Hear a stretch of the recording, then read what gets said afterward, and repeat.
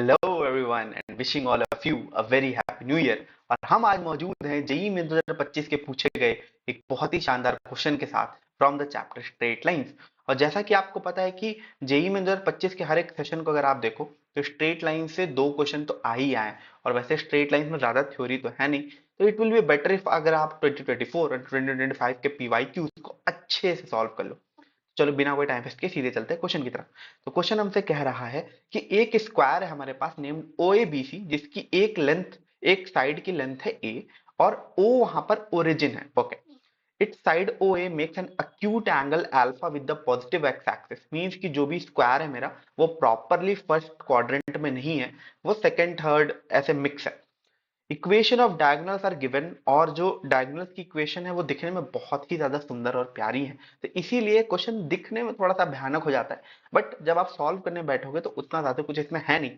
और इसकी दो तीन टेक्निक्स हैं सॉल्व करने की, जो आपको अलग अलग वेबसाइट्स या वीडियोस में मिल जाएंगी। बट मुझे जो सबसे ज्यादा इजी लगा है मैं करने वाला हूं उसकी बात। तो चलो पहले ग्राफिकली इस क्वेश्चन को समझते हैं। ठीक है, तो ये मान लो मेरा एक्स एक्सिस है, ये मेरी वाई एक्सिस है। अब क्वेश्चन ये कह रहा है कि जो मेरा स्क्वायर है ओ ओरिजिन कंटेन कर रहा है वो, ठीक है, और उसकी जो एक साइड है ओ ए, वो एक्स एक्सिस के साथ अक्यूट एंगल अल्फा बना रही है। मतलब कि जो ओ ए साइड होगी मेरी स्क्वायर की, दिस इज ओ, ये कुछ ऐसे अल्फा एंगल बना रहा होगा विद एक्स एक्सिस। ठीक है, तो ये स्क्वायर को कुछ इस तरीके से हम मान लेते हैं। ठीक है, ओके, तो इस तरीके का कुछ मेरा स्क्वायर दिख रहा है। अब इसके डायगोनल्स के बारे में भी कुछ बात कही गई, तो यहाँ पे मैं डायगोनल्स बना देता हूँ। तो this is the first diagonal and this is the second diagonal. ठीक है, ये है ओ ए एंड यहाँ पे इसका क्या नाम है, बी एंड सी। और ये जो डायगोनल है जहां पर ये दोनों इंटरसेक्ट कर रहे हैं आपस में, this point let me consider this to be D. ठीक है, अब देखो यहाँ पे बहुत सिंपल सी बात है। बहुत तरीके हो सकते हैं क्वेश्चन को सॉल्व करने के लिए, जैसा कि मैंने बताया। जैसे कुछ मेथड्स में आप इस दो डायगोनल्स की इक्वेशन को सॉल्व करके पॉइंट ऑफ इंटरसेक्शन निकालोगे, बट मैं वो सारी चीजें नहीं करने वाला हूँ। मेरे पास एक ज्यादा बेटर मेथड है। तो मेथड क्या है, मेथड ये है कि आप देख रहे हो कि ये वाली जो डायगोनल है, डायगोनल ओ बी, ये भाई कहाँ से पास हो रही है, ये ओरिजिन से पास हो रही है। ठीक है, ये वाली जो डायगोनल है ए सी, ये ओरिजिन से पास नहीं हो रही है। ठीक है, not passing from the origin. ठीक है, नॉट पासिंग फ्रॉम ओरिजिन। ठीक है, और ओरिजिन मेरा एक सिंपल पॉइंट कह लो जिसके कोऑर्डिनेट्स मुझे पता है 0,0। करेक्ट, तो एडी सॉरी एसी जो है, एसी डायगोनल को एज अ स्ट्रेट लाइन में कंसीडर कर सकता हूं, और उसकी इक्वेशन भी मेरे पास यहाँ पर सुंदर सी दी हुई है। ठीक है, ओके, ये जो साइड लेंथ है ओ ए, इसी को ए कह रहा है क्वेश्चन में, और ए स्क्वायर हमसे पूछा हुआ है। तो ये जो डायगोनल है इसकी लाइन, इसकी इक्वेशन हमें गिवन है। ठीक है, तो हम क्या करने वाले हैं, मैं क्या करूंगा कि एक पॉइंट है मेरे पास और एक स्ट्रेट लाइन है। ठीक है, तो उसके बीच में जो डिस्टेंस है, the perpendicular distance between the line, between a point and a line here in this perspective in this scenario is OD. तो ओडी की लेंथ हम पता कर सकते हैं, हमारे पास एक फॉर्मूला होता है उससे। और अगर ओडी मेरे पास आ गया तो यहां पर मैं स्क्वायर की कुछ प्रॉपर्टीज का इस्तेमाल करूंगा, जिससे हम एक रिलेशन बनाकर ओडी और ए ओ ए के बीच में ए को निकालेंगे और फिर ए स्क्वायर कैलकुलेट कर लेंगे। ठीक है, तो चलते हैं आगे और हम सीधे लगाते हैं फॉर्मूला। तो देखो कहानी इतनी सी है कि ये मेरे पास ए सी गिवन है। ठीक है, पीछे आप डायग्राम में देख सकते हो। ठीक है, ए सी की इक्वेशन मुझे गिवन है क्या, √3 - 1 x minus √3 + 1 y plus 8 √3 is equal to 0। ठीक है, और मैं इसके डिस्टेंस निकाल रहा हूं from the point which is origin, and ये जो पॉइंट है डी है। ठीक है, और ये परपेंडिकुलर होने वाला है, तो हमें ये परपेंडिकुलर डिस्टेंस निकालनी है। तो डिस्टेंस का फॉर्मूला लगा दो between a point and straight line. क्या होता था, सुंदर सा फॉर्मूला होता था, ax1 + by1 + c upon square root of a square plus b square. तो भाई इसका इस्तेमाल कर लो। अब देखो यहाँ पे खूबसूरती क्या है कि x1 y1 0 0 है, तो यहाँ पे जब पुट करोगे तो ये पूरा का पूरा खल्लास हो जाएगा। तो जो ओडी आने वाला है मेरे पास, दिस इज ओ, ओडी जो मेरे पास आने वाला है वो होगा, देखो ये 0 हो गया, ये 0 हो गया, तो न्यूमरेटर में सिर्फ बचेगा 8 √3 divided by square root of इनका स्क्वायर मीन्स √3 - 1 का होल स्क्वायर प्लस, देखो इसका होल स्क्वायर करूंगा तो मतलब माइनस तो प्लस हो ही जाएगा, तो बाहर वाले माइनस की इतनी टेंशन नहीं ले रहा हूं, इसको इस तरीके से लिख दिया।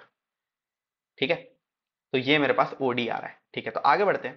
तो ओडी की अगर बात करें, अगर इसे सॉल्व करें तो 8√3 डिवाइडेड बाय, अब देखो यहाँ पे इसको जब स्क्वायर को ओपन करोगे तो यहाँ पे क्या आएगा, 3 + 1 विच इज 4 -2√3, और यहाँ पे 3 + 1 + 2√3। ठीक है, मैं यहाँ पे लिख देता हूँ, क्या आने वाला है हमारे पास, 4 + 2√3। ठीक है, पहले वाले यहाँ पे माइनस आएगा, sorry, according to the way I have written it, and +4 + 2√3। तो यहाँ पे आपको साफ साफ दिखाई दे रहा है कि 2√3 कैंसल आउट हो जाएगा, तो यहाँ पे मेरे पास आएगा 8√3 अपॉन √8। तो इसको क्या लिखा जा सकता है, मतलब एक √8 यहाँ से उड़ा दो, तो यहाँ पे कितना बचेगा, √24। ये हो गया ओडी। तो ओडी मेरे पास आ गया है भाई, ये लेंथ आ गई मेरे पास। ठीक है, ओडी आ गया। अब हम देखो, मैं क्या करता हूँ, यहाँ पे फिर से इस स्क्वायर को बनाता हूँ। ठीक है, तो अब थोड़ा सुंदर तरीके से बना लेते हैं। This was O A B C, and यहाँ से एक डायगोनल था, एंड यहाँ से एक डायगोनल था, and they were intersecting at the point D.